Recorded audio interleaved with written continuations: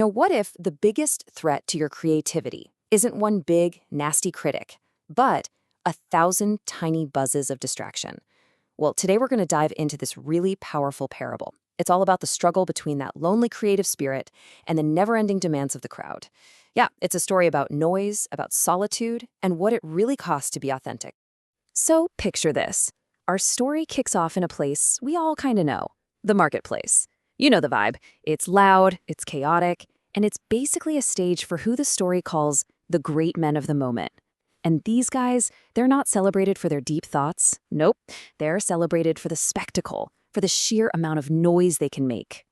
And right in the middle of this whole chaotic theater, we meet our bad guys. And they're not giants or some huge monster. Nah, it's something way more insidious. A swarm of stinging, buzzing creatures. These are the flies of the marketplace. And they're really a metaphor for those small, envious people who just feed on the crumbs of fame and, the hard work of the creator. All right, so that brings us to our first idea here, the swarm of the marketplace. And they thrive in what the parable calls the theater of the valley. And really, that's just the world of public opinion, right? It's a place where spectacle gets confused with actual substance. The flies, they're the audience. They just want to show they're not looking for truth. And they'll hear a little tin drum banging and think it's the thunder of the gods. And who's stuck right in the middle of this whole swarm? Our hero, the seeker, the creator, that independent thinker. See, they're not there to put on a show. They're just trying to be. But what happens? They're surrounded, getting tormented by all these tiny little stings, all because the flies just can't wrap their heads around their silence. And then, at this absolutely critical moment, a voice just cuts right through all that noise. It's the mentor figure in our story, Zarathustra. And his advice? It's not to compromise, not to fit in. It's an urgent, almost desperate cry. Flee. And really, this is the big turning point in the whole story. Okay, so let's really dig into this warning from Zarathustra. He calls the marketplace the realm of the actor. And that's such a brilliant way to put it, right? He's framing public life not as a space for being your true self, but as a stage where you have to wear 1,000 different masks just to keep the crowd happy. And this really lays out the rules of that stage. I mean, think about it. It's a place where profound ideas get turned into commodities, just packaged and sold. Your worth, your very soul, is basically measured by how loud people clap for you. So to even survive, you have to become an actor, right?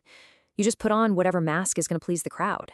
And in a world that's built on constant noise, silence is something they just can't compute. It's a threat. But to really get the danger here, we've got to look closer at the swarm itself. I mean, what exactly is driving these flies? The story gives this fascinating and kind of chilling description. They're bloodsuckers in all innocence. What that means is their nastiness isn't some big, evil plan. No, it's something way smaller and honestly probably a lot more common. So here's the key thing to understand. They're not attacking from a place of strength or some grand hatred. They're attacking from a place of weakness, from envy. They see something in the creator, a virtue, an independent streak, a quiet strength that they just don't have. And it's this narrow, stinging pining for what they can't have that makes them bite. And here's how they do it. It's like this slow, methodical poisoning. First, they punish you for the very virtues they wish they had. Then, they try to draw blood, feeding off your energy just to feel a little bit of borrowed heat, a flicker of the fire that they lack themselves. Even when they praise you, it's like a poison, a kind of flattery that just leaves you with this nagging self-doubt. And over time, the sheer volume of it all, 1,000 tiny injustices, just wears down your spirit. It's death by 1,000 cuts. Okay, so let's pull back a bit from the individual flies to the collective mindset they create. We're talking about the world of the idols of the crowd and this really dangerous idea of a truth for all. The leaders in this world? The parable calls them solemn buffoons, basically performers who take themselves way too seriously. And what do they preach? A truth for all.